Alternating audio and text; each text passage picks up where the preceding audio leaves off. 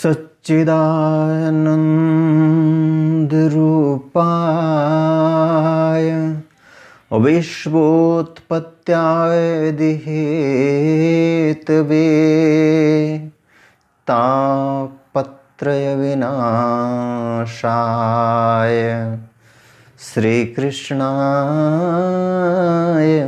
वयं नमः। नारायणं नमस्कृत्य नरं चैव नरोत्तमं देवीं सरस्वतीं व्यासं ततो जयमुदीरयेत्। परम आदरणीय श्रोतागण, सादर नमन। आशा करता हूँ आप स्वस्थ एवं प्रसन्न मुद्रा में होंगे।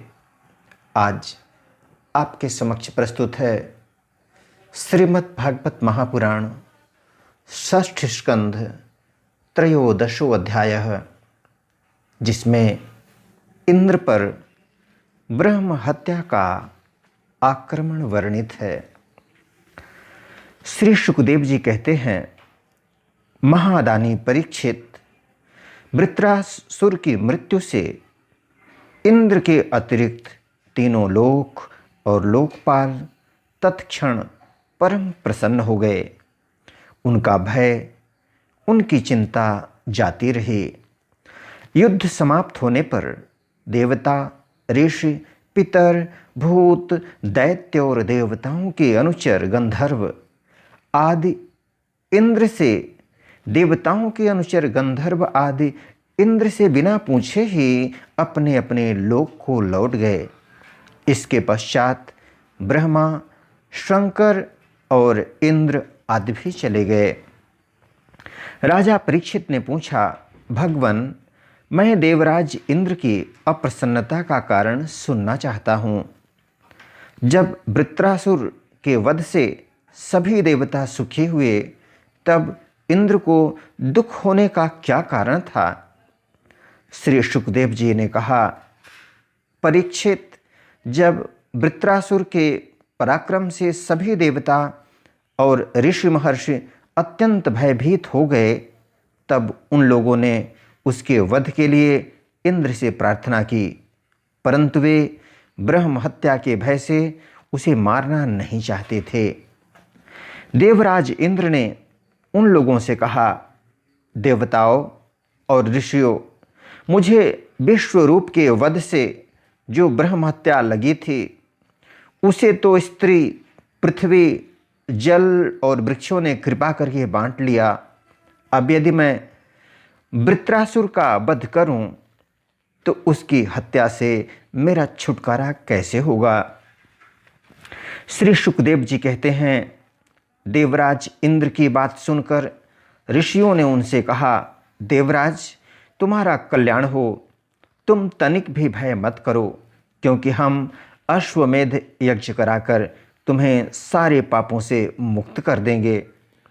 अश्वमेध यज्ञ के द्वारा सबके अंतर्यामी सर्वशक्तिमान परमात्मा नारायण देव की आराधना करके तुम संपूर्ण जगत का वध करने के पाप से भी मुक्त हो सकोगे।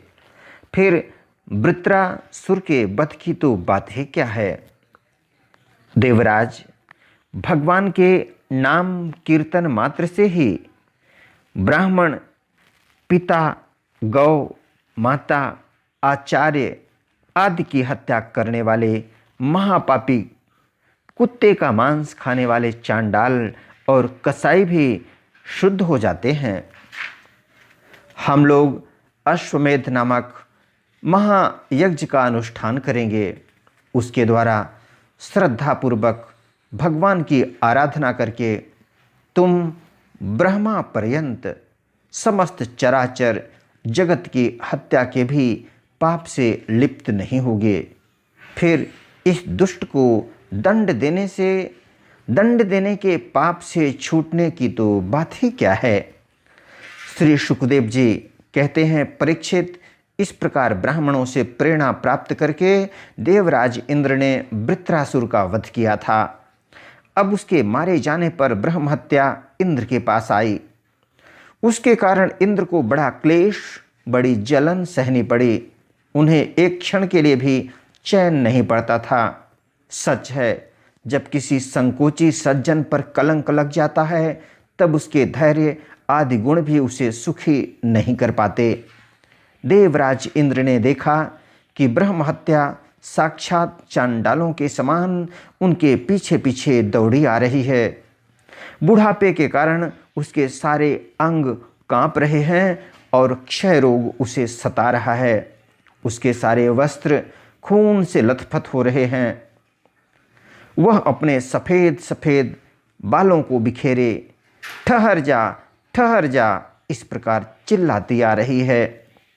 उसके श्वास के साथ मछली की सी दुर्गंध आ रही है, जिसके कारण मार्ग भी दूषित होता जा रहा है। राजन, देवराज इंद्र उसके भय से दिशाओं और आकाश में भागते रहे। अंत में कहीं भी शरण न मिलने के कारण उन्होंने पूर्व और उत्तर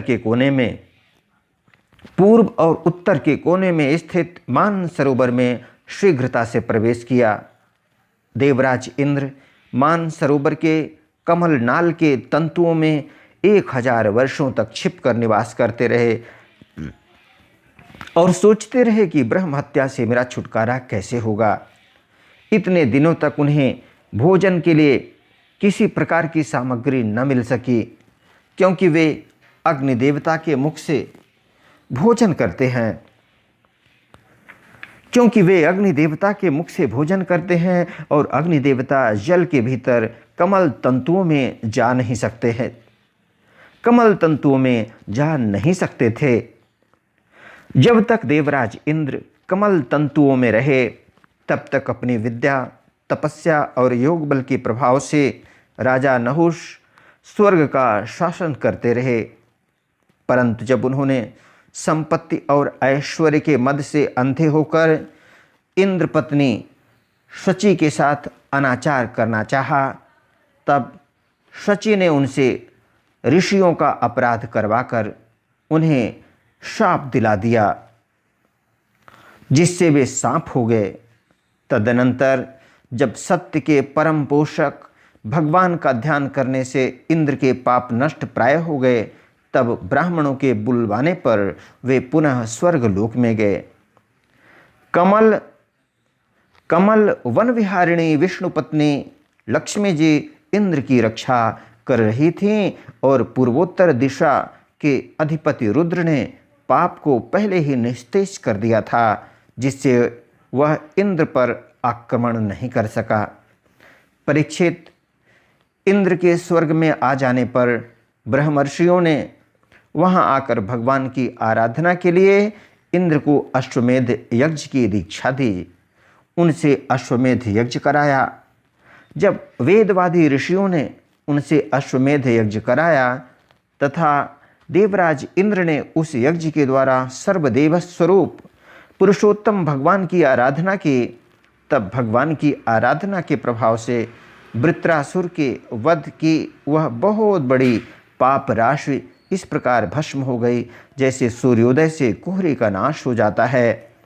जब मरीचि आदि मुनीश्वरों ने उनसे विधिपूर्वक अश्वमेध यज्ञ कराया, तब उसके द्वारा सनातन पुरुष यज्ञपति भगवान की आराधना करके इंद्र सब पापों से छूट गए और पूर्ववत फिर पूजनीय हो गए। परीक्षित, इस श्रेष्ठ आख्यान में इंद्र की विजय, उनकी पापों से मुक्ति और भगवान के प्यारे भक्त वृत्रासुर का वर्णन हुआ है। इसमें तीर्थों को भी तीर्थ बनाने वाले भगवान के अनुग्रह आदि गुणों का संकीर्तन है। यह सारे पापों को धो बहाता है और भक्ति को बढ़ाता है। बुद्धिमान पुरुषों को चाहिए कि वे इस इंद्र संबंधी आख्यान को सदा सर्वदा पढ़ें और सुनें। विशेषतः पर्वों के अवसर पर तो अवश्य ही इसका सेवन करें। यह धन और यश को बढ़ाता है, सारे पापों से छुड़ाता है, शत्रु पर विजय प्राप्त कराता है तथा आयु और मंगल की अभिवृद्धि करता है।